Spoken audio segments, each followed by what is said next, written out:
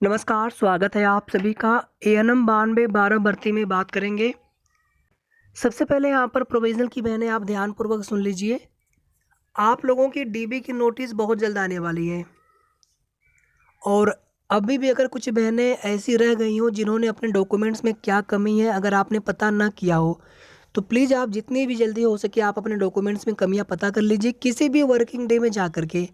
आप ये ना सोचें कि हम कल जाएँगे, कल आयोग खुला है तो हमें बताया जाएगा कि नहीं बताया जाएगा। बता देंगे वो, ऑलरेडी सबको बता चुके हैं और बहुत कम बहनें शायद 5-10 बहनें ही ऐसी शेष रह गई हों कि जिन्होंने अपने डॉक्यूमेंट्स में कमियाँ पता ना की हो। सेकंड चीज़ यहाँ पर देखिए, कास्ट सर्टिफिकेट को लेकर के बहुत लोगों ने बनवा लिया है अपने कास्ट, और जिन ज़िलों में या जिन तहसीलों में जो भी लेखपाल मना कर रहे हैं, आप उनको बताइए कि सर उनको भी तो पता होगा ना भर्तियों के बारे में। और ये नियम आज से नहीं है कि पिता पक्ष की जाति प्रमाण पत्र मांगा जाता है विवाहित महिलाओं के केस में, बहुत पहले से नियम है। सुप्रीम कोर्ट तक में मामला गया था, वहाँ से भी यही गाइडलाइंस जारी की गई थी। अदर स्टेट के अभ्यर्थी थे, बहनें थी, उन्होंने सुप्रीम कोर्ट में केस किया था कि हमें मान्य किया जाए, लेकिन नहीं मान्य किया गया। आपके पिता जब उस प्रदेश के निवासी रहेंगे, मतलब आपके पिता पक्ष से निर्गत जाति प्रमाण पत्र रहेगा, तो ही आपको आरक्षण का लाभ मिलेगा। तो ये नियम तो सबको पता है। अब लेखपाल महोदय हो सकता है कि पहले की भर्तियों में हुए हों, जो अभी जल्दी में हुए होंगे उन्हें तो पता होगा नियम, जो पहले की भर्तियों में हुए होंगे तो उन्हें नहीं आइडिया होगा। थोड़ा सा आप उनको अपना नोटिफिकेशन दिखाइए। इसके अलावा अगर ना बात बने तो आप उनसे बोल दीजिए कि सर इस प्रकार से हमारी नौकरी का सवाल है, आप हमें एक पेज पर लिख करके दे दीजिए कि हम नहीं बना पाएंगे, तो हम जा करके सचिव सर को दिखा देंगे अपना। मान लीजिए इसके लिए वो भी अगर वो राजी नहीं होते हैं तो आप वहाँ पर तहसीलदार महोदय से बात करिए, एसडीएम सर से बात करिए कि सर इस प्रकार से चीज़ें हैं, आप एक लेटर जारी कर दीजिए ताकि लेखपाल महोदय बना दें। उनको लग रहा है कि ऐसे नहीं बनता है तो हम ऐसे कैसे बना सकते हैं, हो सकता है उनको नियम की जानकारी ना हो, तो इसमें उनकी कोई गलती नहीं है। हो सकता है कि उनके पास जो गाइडलाइंस हो उन तक सूचना न पहुंच पाई हो, हालांकि जिम्मेदारी तो उनकी है, लेकिन फिर भी अगर उनको न पता हो तो आपको बताना है उन्हें वो चीज़ें। अगर यहाँ से भी बात ना बने तो आप जिलाधिकारी महोदय के पास चले जाइए। और विवाहित महिलाओं के केस में पति पक्ष का जाति प्रमाण पत्र जारी किया ही क्यों जाता है, जब ये कास्ट सर्टिफिकेट, ये जाति प्रमाण पत्र मान्य होना ही नहीं है पति पक्ष का, ये जारी ही क्यों किया जाता है? ये भी तो एक सवाल है कि जो चीज़ें एक्सेप्टेबल मान्य ही नहीं की जाएंगी किसी भी भर्ती के लिए, आप वो कैसे बना देते हैं, या उसका क्या औचित्य है? तो आप लोग प्लीज़, जिस ज़िले की बहनें हो या तहसील की बहनें हो, आप लोग थोड़ा सा संगठित रहिए। 2 4 5 10 बहनें जितनी भी बहनें हो एक तहसील में, आप लोग एक साथ जाइए। और जब भी आप जाइए किसी अधिकारी के पास तो लिखित में लेकर के ले जाइए, ओरली मत उनसे बात करिए। आप लिखित में लेकर के जाएंगे, आपके एप्लीकेशन पे 100% कार्रवाई होगी। आप गए, आप मौखिक रूप से आप बोल करके चले आए, फिर उनको वो चीज़ें याद रही या भूल गए, ये दिक्कतें होती हैं ना। बड़े अधिकारी उनके पास बहुत सारे काम होते हैं, आप उनको लिखित में दीजिए एप्लीकेशन, उस पर आप सभी अपने सिग्नेचर कर दीजिए कि सर इस प्रकार से समस्या आ रही है, आयोगों में इस प्रकार से कास्ट सर्टिफिकेट मांगा जा रहा है। उम्मीद करते हैं कि अब आपको सारी चीज़ें समझ में आ गई होंगी, और बनवा लीजिए आप सभी लोग कास्ट सर्टिफिकेट। और आपके जो कास्ट सर्टिफिकेट है ना, आप उस पर पूछ रहे होंगे कि उस पर पति का भी नाम आ जा रहा है, उससे कोई दिक्कत नहीं है। आप विवाहित है, लेकिन आपके पिता पक्ष से ही बनना चाहिए, मतलब पिता पक्ष के पति पर ही बना रहना चाहिए, पिता के नाम से। सेकंड चीज़ है कि अगर उस पर पति का नाम नहीं है कोई दिक्कत नहीं है, लेकिन पिता पक्ष से ही बना होना चाहिए आपका। और आप लोगों की डीबी मार्च में ही आयोग की तरफ से करा ली जाएगी। माननीय आयोग के सचिव सर की तरफ से यही बोला भी गया है कि हम लोग मार्च में करा लेंगे आपका जल्दी ही। तो आप लोगों की नोटिस बहुत जल्द आ जानी चाहिए और कभी भी आ सकती है। बाकी जैसे ही कन्फर्म जानकारी मिलेगी या कन्फर्म डेट पता चलेगा, हम आप सभी को वो भी बता देंगे। अब आगे यहाँ पर देखिए, फ्रेश 7,189 बहनों को नियुक्ति पत्र वितरण होने वाला था। 8,831 की फाइनल मेरिट लिस्ट आती है और इसमें 277 सीटें जो ईडब्ल्यूएस की खाली रह जाती है, उन सीटों को अन्य रिजर्व में जोड़ते हुए 5,000 समथिंग सीटें हो जाती हैं। अन्य रिजर्व की 5,000 से ऊपर सीटें हो गई, पहले 5,000 से कम सीटें थी, 277 जुड़ने के बाद 5,000 से ऊपर सीटें हो गई। यानी इन 277 में 1,622 में से भी कुछ बहनें होंगी प्रोविजनल में से, और 7,189 में भी कुछ बहनें होंगी। प्रोविजनल में कम बहनें होंगी, 35, 40, 45 इसी के आसपास लगभग, और शेष यहाँ पर लगभग 6,950 के आसपास समथिंग ये बहनें होंगी फ्रेश वाली, 277 को छोड़ते हुए। अब यहाँ पर देखिए, हम तो चाहते हैं कि आप सभी को बहुत जल्द नियुक्ति पत्र बंट जाए। आयोग ने 4-5 दिन लगातार इसी 277 की लिस्ट पर कार्य करते हुए सचिव सर की तरफ से वो लिस्ट भी तैयार करके भेज दी गई है। अब आगे परसों हमने आपको यही बताया था, कल हमने कोई अपडेट नहीं दी थी। क्यों?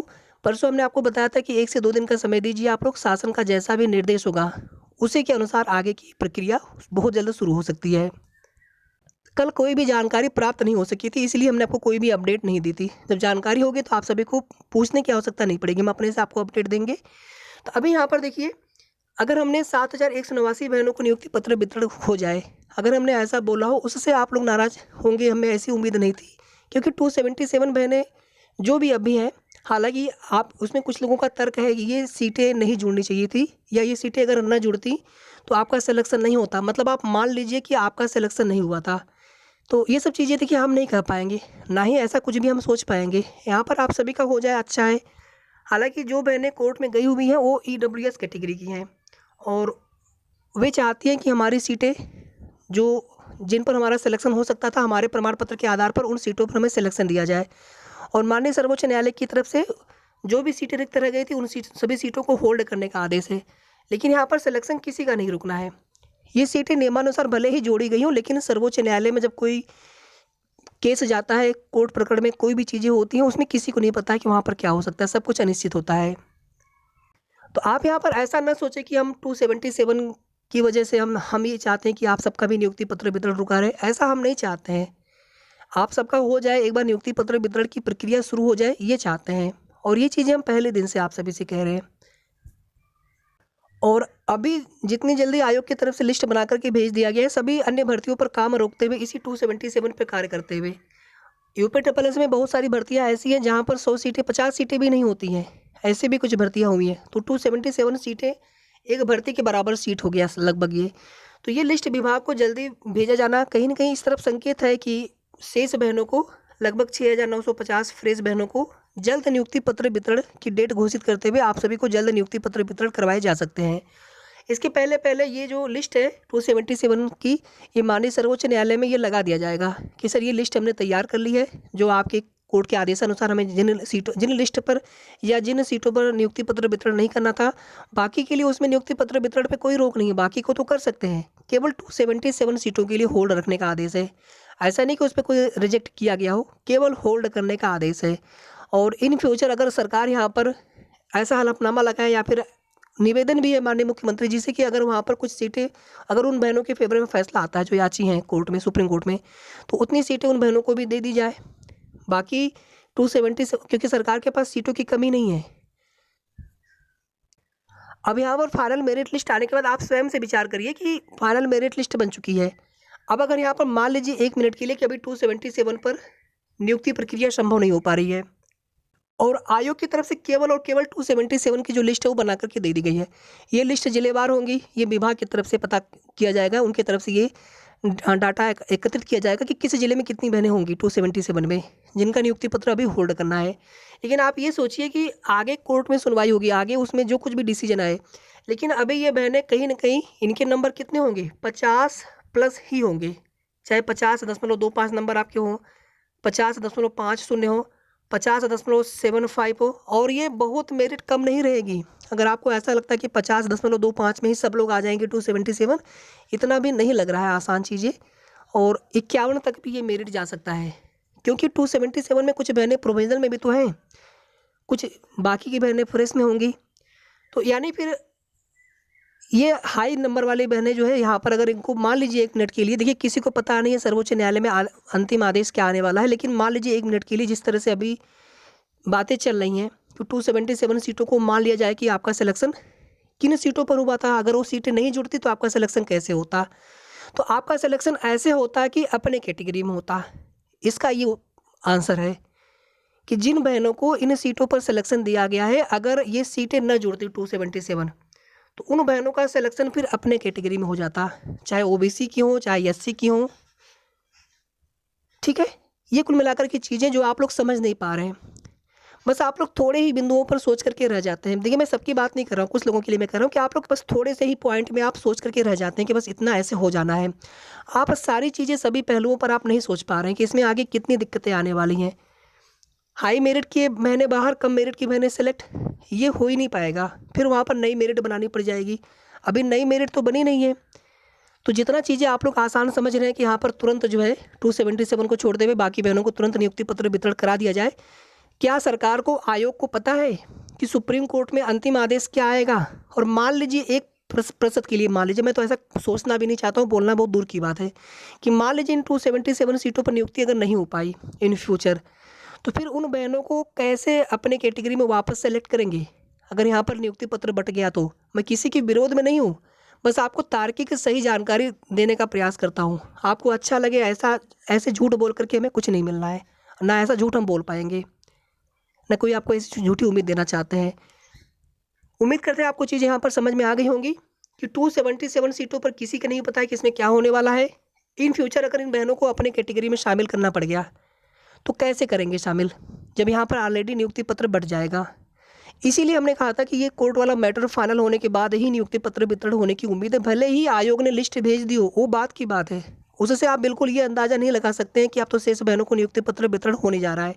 बाकी हम देखिए मन से, हृदय से, दिल से चाहते हैं कि बाकी बहनों को नियुक्ति पत्र वितरण हो जाए। उसके लिए हम ईश्वर से प्रार्थना भी करते हैं कुछ ना कुछ रास्ता निकालते हुए। और इतना ही नहीं, ये जो 277 है, अगर एक बार 6,950 लगभग बहनों को अगर यहाँ पर नियुक्ति पत्र वितरण हो गया तो 277 बहनों को नियुक्ति पत्र वितरण 100% होगा।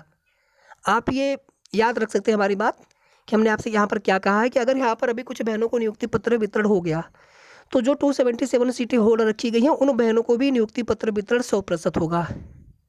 अब ये बात अलग है कि बाद में अगर उन याची बहनों के लिए जो कोर्ट में है, अगर उनके लिए आदेश आता है उनके फेवर में, तो सरकार वहाँ पर चाहे सीटें जोड़ करके चाहे कैसे भी उनको नियुक्ति देंगे, जैसे अभी नियुक्ति दी गई है रजिस्ट्रेशन वाले प्रकरण में। यानी कि अगर अब यहाँ पर अभी 6,950 में अगर नियुक्ति पत्र वितरण हो जाता है तो ये अच्छी बात है, अच्छा है, आप सभी के लिए अच्छा है। और जो 277 बहनें हैं, आपको भी इसमें परेशान नहीं होना है, आपके लिए भी अच्छा है, क्योंकि इतनी सी बात तो आप लोग समझ गए होंगे कि अभी छोड़िए, इन फ्यूचर के लिए भी कोई दिक्कत ना आए, भर्ती में कोई विवाद ना हो, भर्ती में नया, ये सरकार या आयोग विभाग सबकी यही कोशिश होगी। और अगर अभी 277 में जो बहनें होंगी 50+ नंबर की होंगी, अगर यहाँ पर कम नंबर वाले बहनें जो कि 6,950 में होंगी, अगर उनको सिलेक्शन मिल जाता है तो आप सोचिए कि आपको हाई नंबर होने के, ज़्यादा नंबर होने के बावजूद क्या आपका सिलेक्शन रुकेगा? नहीं रुकेगा। इसलिए अगर यहाँ पर 6,912+ बहनों को अगर नियुक्ति पत्र वितरण हो जाता है, सभी के लिए अच्छा है, नियुक्ति पत्र वितरण होना चाहिए, प्रक्रिया शुरू हो। और ऐसा भी हो सकता है कि आपको बहुत जल्द डेट भी देखने को मिल जाए, हो सकता है होली से पहले की डेट या होली के तुरंत बाद की डेट, हो सकता है, बिल्कुल हो सकता है। हो सकता है कि होली के पावन पर्व त्यौहार से पहले पहले भी डेट डिसाइड हो जाए, उसके पहले भी नियुक्ति पत्र वितरण करा दिया जाए। 5 या 6 तारीख एक एक्सपेक्टेड डेट हमने बहुत पहले आपको बताई थी, लेकिन जब तक कोई चीज़ें क्लियर ना हो तब तक उस पर कोई भी अनुमान लगाना उचित नहीं लगता, इसीलिए हम ये डेट उस पर दोबारा रिपीट नहीं कर रहे थे। बाकी उम्मीद पूरी है कि 5-6 मार्च में, क्योंकि अभी आप सोचेंगे आज 1 मार्च हो चुका है, तो हो सकता है कि विभाग की तरफ से भी अपनी तैयारी कंप्लीट हो गई हो सकता है कि 1 से 2 दिन में नोटिस आ जाए, ठीक है। तो अभी चीज़ें पता नहीं चल पा रही हैं, थोड़ा सा आप समय दीजिए आज शाम तक। पूरी उम्मीद है कि आज शाम तक चीज़ें क्लियर हो जानी है कि नियुक्ति पत्र वितरण कब तक हो सकता है 277 सीटों को छोड़ते हुए। होली के बाद भी करा दें, कोई दिक्कत नहीं है, बस जल्दी से हो जाए, 10 मार्च तक भी हो जाए, कोई दिक्कत नहीं, होली से पहले हो जाए तो उससे अच्छी बात क्या हो सकती है। और अभी जो ये वर्किंग डे है, क्योंकि आगे फिर सैटरडे संडे छोड़ दीजिए आप, उसमें भी 2 और 4 तो बिल्कुल छोड़ दीजिए, तो उसमें जब भी ये जो लिस्ट है माननीय सर्वोच्च न्यायालय में भी लगाई जाएगी, हो सकता है कि ये लगा दिया गया हो कल की डेट में, हो सकता है आज लगा दिया जाए। और माननीय सर्वोच्च न्यायालय से इंस्ट्रक्शन